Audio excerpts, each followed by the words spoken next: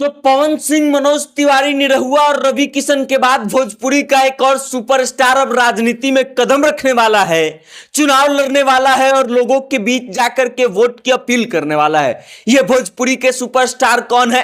तो रितेश पांडे का नाम आप सबने सुना होगा। उनके कई गाने और फिल्में सुपर डुपर हिट रहे हैं। भोजपुरी में उनके जैसा कलाकार माना जाता है कि कहीं और हो ही नहीं सकता है। और अब वो रितेश पांडे भी बिहार की राजनीति में कदम रखने वाले हैं और होने वाले उपचुनाव में अपना किस्मत आजमाने की तैयारी कर रहे हैं। अब ये तैयारी कैसे कर रहे हैं? तो रितेश पांडे ने हाल ही में भारतीय जनता पार्टी के प्रदेश अध्यक्ष दिलीप जायसवाल से मुलाकात किया है और ये दम भर दिया है कि वो भी विधानसभा का होने वाला उपचुनाव लड़ना चाहते हैं। अब आगे क्या हो सकता है और उसके अलावे भारतीय जनता पार्टी अब क्या करेगी, इन सभी मुद्दों पर विस्तार से बातचीत करेंगे और आपको बताएंगे। लेकिन उससे पहले आप हमारा परिचय जान लीजिए। नमस्कार, मेरा नाम वेद प्रकाश है। आप सत्ता से जनता तक देखना शुरू कर चुके हैं और कैमरे के पीछे हैं सुशील। और अब लौटिए बिहार विधानसभा उपचुनाव को लेकर के। बिहार में विधानसभा सीटें जो 4 खाली हैं उन पर उपचुनाव होने वाली है। उसका तारीख का ऐलान कल ही हुआ है। मंगलवार को 13 नवंबर को मतदान होगा और 23 नवंबर को मतगणना होगा। लगभग 12 महीनों के लिए इन सीटों पर विधायकों का चयन किया जाएगा और रितेश पांडे जो है अब इस चुनाव की तैयारी में उतरने की पूरी तैयारी कर चुके हैं, मैदान में उतरने की पूरी तैयारी कर चुके हैं। इससे पहले भोजपुरी के कई सुपरस्टार जो हैं वो आकर के चुनावों में अपना किस्मत आजमा चुके हैं।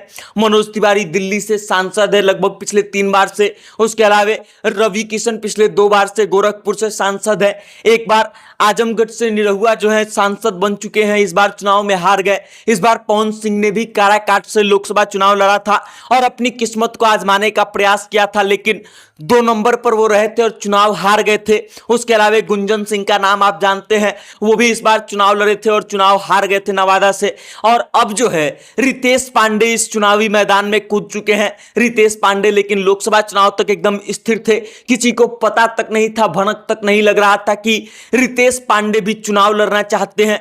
लेकिन जैसे ही विधानसभा सीटों के उपचुनाव की घोषणा होती है, तारीखों का ऐलान होता है और फिर रितेश पांडे तुरंत एक्टिव मोड में आ जाते हैं और अचानक से पटना पहुंच जाते हैं। भारतीय जनता पार्टी के प्रदेश अध्यक्ष दिलीप जायसवाल से कुछ देर उनकी बातचीत चलती है और बाहर निकलने के बाद जब मीडिया वाले उनसे सवाल करते हैं कि क्या रितेश पांडे भारतीय जनता पार्टी में शामिल होने वाले हैं, तो रितेश पांडे कहते हैं कि जल्दी ही आप सबको सब कुछ बता दिया जाएगा। मतलब ये कि रितेश पांडे ने इस बात से इनकार नहीं किया कि वो भारतीय जनता पार्टी में शामिल होने वाले हैं और हो सकता है कि रितेश पांडे जो हैं वो भारतीय जनता पार्टी में जल्दी ही शामिल हो जाए और उसके साथ ही तुरंत उनको विधानसभा उपचुनाव में अपना किस्मत आजमाने का मौका भी मिल जाए। अब रितेश पांडे जो हैं वो बिहार के कैमूर जिले से संबंध रखते हैं, कैमूर जिले से आते हैं और कैमूर का भभुआ विधानसभा सीट जो है उस पर रितेश पांडे का चुनाव लड़ने की इच्छा है कि 2025 का विधानसभा चुनाव हो तो रितेश पांडे भभुआ विधानसभा सीट से चुनाव लड़े, क्योंकि वो उनका अपना विधानसभा क्षेत्र है, अपना विधानसभा सीट है और इस कारण से वो वहां से लड़ना चाहते हैं। लेकिन अब कैमूर का ही एक और सीट है जहां पर इस बार उपचुनाव होने वाला है, जिस सीट का नाम है रामगढ़। रामगढ़ वो विधानसभा क्षेत्र है जहां से राष्ट्रीय जनता दल के प्रत्याशी थे सुधाकर सिंह, वो चुनाव लड़ करके जीते थे और विधायक बने थे। लेकिन 2024 का जो लोकसभा चुनाव हो रहा था उसमें सुधाकर सिंह ने वो पार्टिसिपेट किया था और 2024 के लोकसभा चुनाव में बक्सर से सुधाकर सिंह चुनाव जीतते हैं और लोकसभा पहुंच जाते हैं और इस कारण से रामगढ़ विधानसभा सीट जो सुधाकर सिंह की थी वो खाली हो जाती है और अब उस सीट पर उपचुनाव होने वाला है। और खबरें ये चल रही है कि रितेश पांडे उसी रामगढ़ विधानसभा सीट पर अपना किस्मत आजमाना चाहते हैं और चाहते हैं कि 2025 का विधानसभा चुनाव लड़े उससे पहले एक बार बिहार विधानसभा उपचुनाव लड़ लिया जाए और रितेश पांडे चुनाव लड़ करके खुद को साबित करना चाहते हैं। अब देखना यह दिलचस्प होगा कि रितेश पांडे आगे क्या करते हैं, क्या भारतीय जनता पार्टी उनको मौका देती भी है या नहीं। लेकिन रितेश पांडे लगातार तैयारी कर रहे हैं। कुछ दिन पहले रितेश पांडे का प्रशांत किशोर के साथ फोटो साझा किया जा रहा था, सोशल मीडिया पर खूब शेयर किया जा रहा था, जिससे लोग ये कयास लगा रहे थे कि रितेश पांडे जो हैं वो प्रशांत किशोर की पार्टी जनसुराज से जुड़ चुके हैं और अब जो है रितेश पांडे भारतीय जनता पार्टी के प्रदेश अध्यक्ष से मुलाकात किए हैं। इस सीट को लेकर के उनके बीच में बातचीत चली है और सब कुछ अगर ठीक रहा तो भारतीय जनता पार्टी रामगढ़ विधानसभा सीट से रितेश पांडे को अपना प्रत्याशी बना सकती है, चुनावी मैदान में उतार सकती है।